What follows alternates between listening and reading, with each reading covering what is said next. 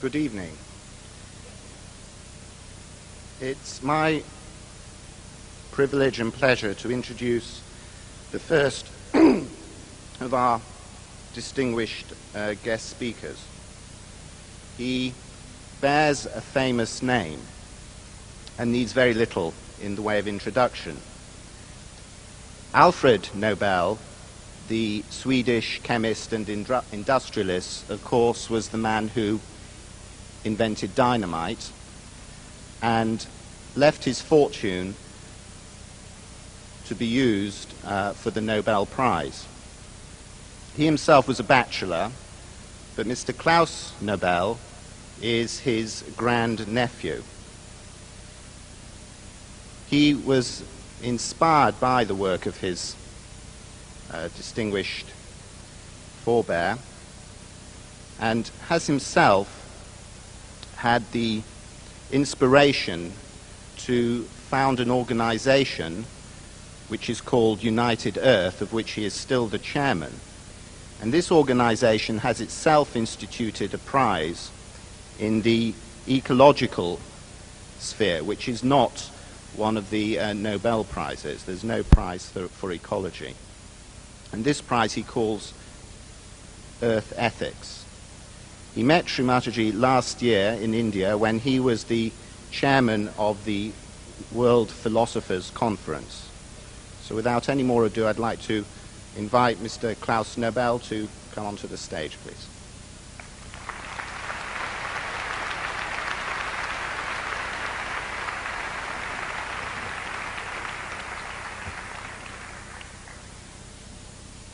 Well, indeed, life is full of surprises.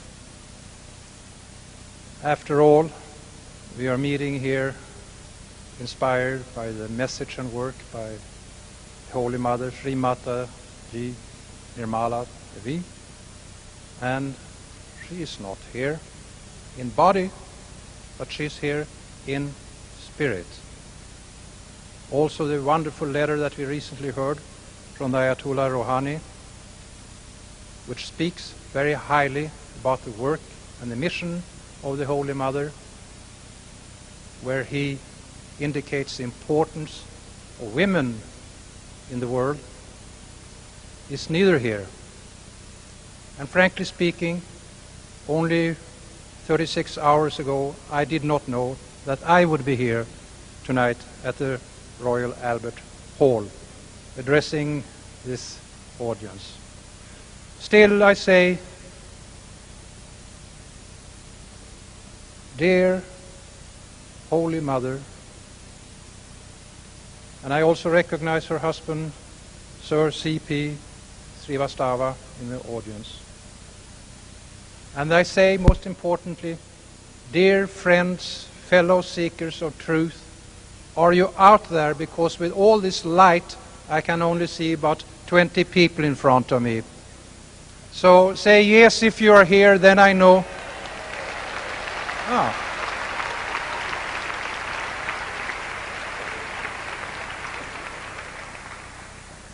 Now I can see you and I can hear you as well as you can see and hear me. With that said, I want to say, I have a vision. I have a vision for the world that is better, safer and saner than the one that we presently are experiencing. It is a world where people live in harmony and peace with themselves and in harmony and peace with nature. Now those words are vast, it's a bold vision. Do I have a practical way of going from vision to reality? Yes, I will share that with you. And I will share it and indicate the tone of the meeting by 10 small words. And they indicate how this global world transformation shall be undertaken. And they are right thoughts, right words, right deeds, right here and right now. The key word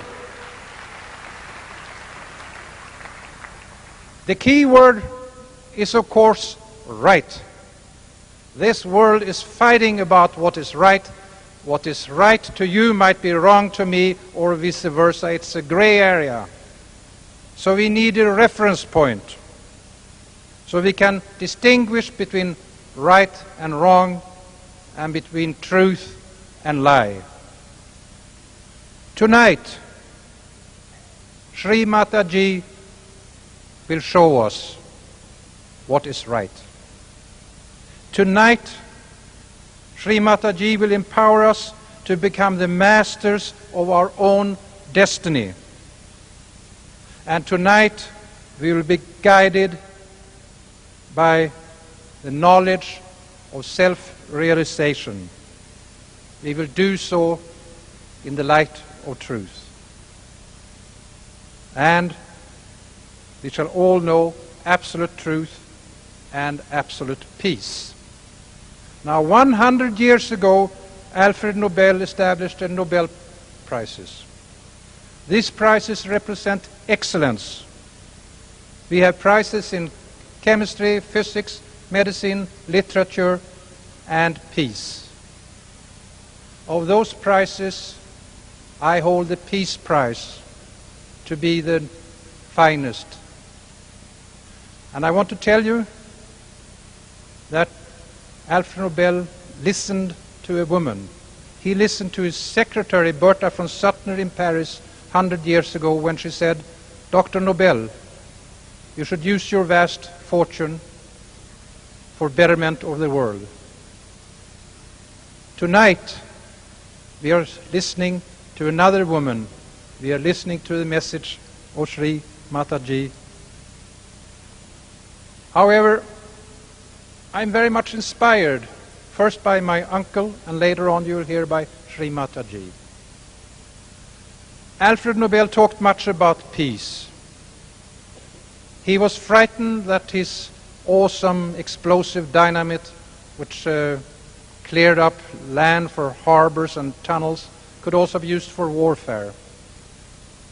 Today, in the arsenal of military systems, it's like a small firecracker.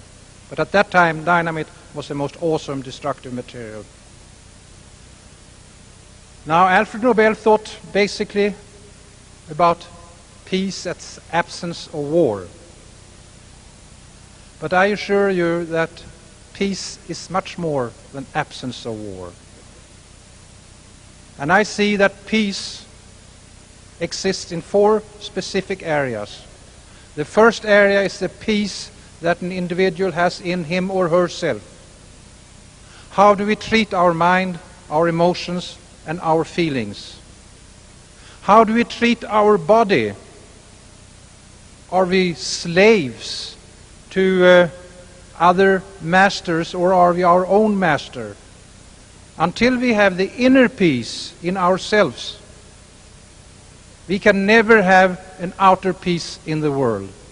And the safest and best way of finding world peace is to have mass movements that includes all religions and philosophies, all enterprises, whether they are of political or scientific nature, to realize what inner peace is.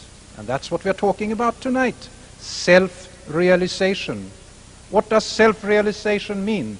Well, it means that we are realizing something, but what is the self? Ladies and gentlemen, the self in us is the divine cosmic powers that exist in each and every individual, but which is dormant in most people around the world. The spiritual leaders from ancient laws, they knew about this, and they spoke about this.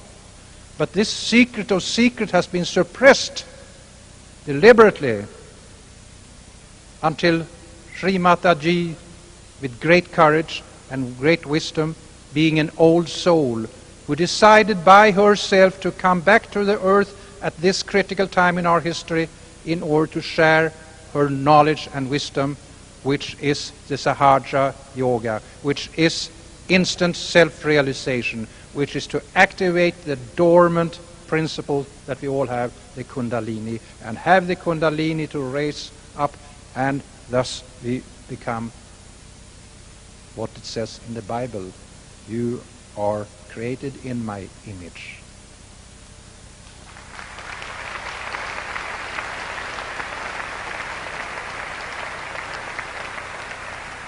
That was the first category, first sphere of peace, the one we have in ourselves.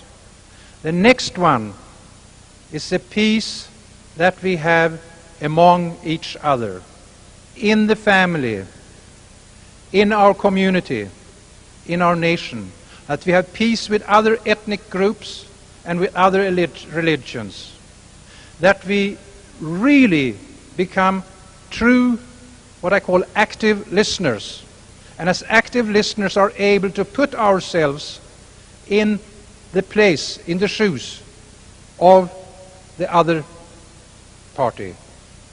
Only then, when we have the outlook from their perspective, shall we understand what they're trying to say. We are always talking. My dear wife, who's not here tonight, she said, "Claes, you talk too much. You don't listen." I have started to practice what she calls active listening. The third sphere is the sphere that pulled me in originally. After all, I am a European Swedish businessman. Why am I up here speaking the language of spirituality and saying that that is where the hope of the future exists? I am doing so because I have a deep and profound reverence for nature. As a Nobel Peace Laureate Dr. Albert Schweitzer said, after he had worked trying to distill a phrase that contained everything that he knew, everything he wanted to say through his philosophy, Dr. Albert Schweitzer coined the phrase, reverence for life. Nature is nothing but a plethora of examples of life in its multifaceted version. And I tell you, dear fellow seekers of truth, we humanity today, in our ignorance, in our greed, and in our lust for power, we are in the process of destroying the very thing that makes this planet unique, and that is life on Earth.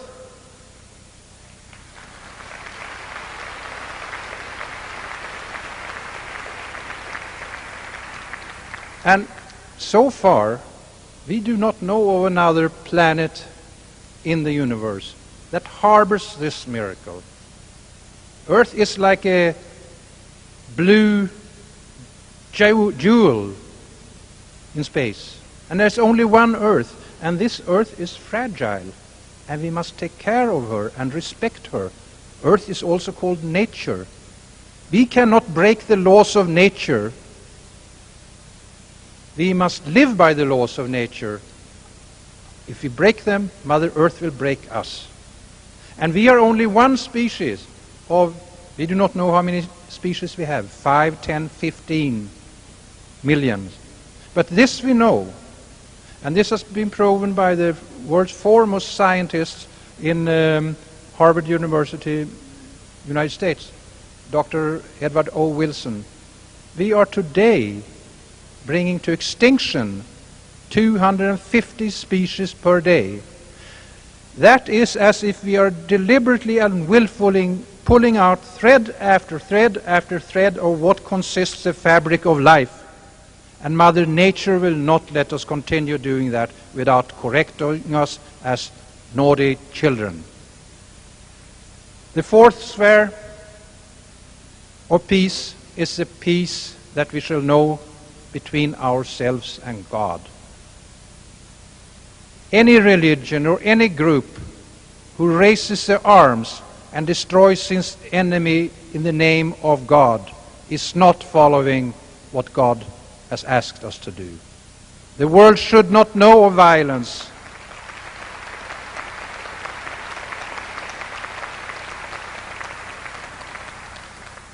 And the world should not know of war. I call, as we earlier heard, these four spheres of peace, earth ethics. And tonight we will hear more from the Holy Mother, how we shall have a reference point, how we can distinguish if we have a charlatan and a fraud in front of us, or if it's a genuine, honest person. And you, dear audience, you have come here tonight from many different walks of life. And like you, I have also been seeking for the truth. I am beginning to discern truth rather clearly. And let me tell you this, that I look upon life on earth as a kind of a school where we are learning perfection and purification. Now, on earth everything is interdependent, interactive, and interrelated. And on earth, as well as in heaven, I guess, every action has a reaction. Every effect has a cause. Every cause has an effect. And the Holy Mother, as I said, she is a highly evolved soul. She has learned from many, many lives what it is all about. And these, what it is all about, laws, the unseen laws, the spiritual laws, they are always here, and they work as infallible as the law of gravity works. It always works, although it's an unseen law. It is for us to learn and perceive that law. I am very comfortable with the teachings of Shri Mataji, and I'm very comfortable with the Holy Mother herself. I say so because in the Bible there's one saying among several good ones: you shall know the tree by its fruit. And lately I have met young men and women in different parts of the world, and certainly from many different parts of the world, and they are all shining, beautiful human individuals that radiate inner peace and balance. They are unique. You who follow and you who are in the process of following will be, I think, those individuals who shall call themselves ambassadors for the earth. And after tonight's session is over, I'm sure that you shall see clearly how you shall distinguish between truth and lie. And you shall realize that blind faith is of no value, and that fanaticism and to take up violence as the last argument is of no value. Eventually, those things will bring you unhappiness, they will bring you conflict and potentially war. Ladies and gentlemen, I know that we hold the future in our hands. I know that the future is in your hands. I know it's in my hands. And I also know that the future of the planet exists in the heart of the individuals. Now I will close my remarks tonight by a fable from India. I heard it when I attended the Rio Conference 92. That was the 20th anniversary of the Stockholm Conference that for the first time put on the environment on the world agenda.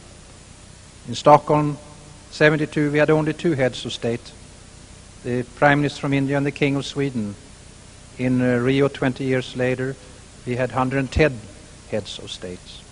A marvelous declarations was drafted, Agenda 21. Just last week in New York there were 70 heads of state that continued with Rio +5. But as I told Sir CP when he asked me about how is the outcome of this conference, I said, well, we are talking about sustainable future, but it seems to me that in UN there is much of a sustainable dialogue ongoing. Tonight we shall take the action. Well, I asked the holy man from India, a white-robed acharya, and I said, is there hope for the future? And he said, Mr. Nobel, I will answer your question as follows. And this is what he said. When the dear Lord had created the earth, he was very, very happy, very, very, very pleased. It was his finest creation in the earth, in the universe, and he decided to celebrate, to have a party. And God invited in all the angels and all the devils. When they were there, he toasted them and wished them welcome as a good host and said, there is only one rule that you must strictly obey while you're here having a good time. And by the way, the best food and the best wine was served, ambrosia and nectar. And he said, there's one rule, and that is that while you're here celebrating my creation, you may never bend your elbows. The devils cried out and said, we don't want any part of such a party. How can we enjoy it? Not bending our elbows. So they left. Then the party started. The angels were having a jolly good time, and the dear God was very, very happy. Now, how could they eat and drink without bending their elbows? Well, I sense that you can see what the morale of the fable is. The angels were feeding each other. They were sharing and they were caring. And that is what we shall do in the future together. Thank you very much.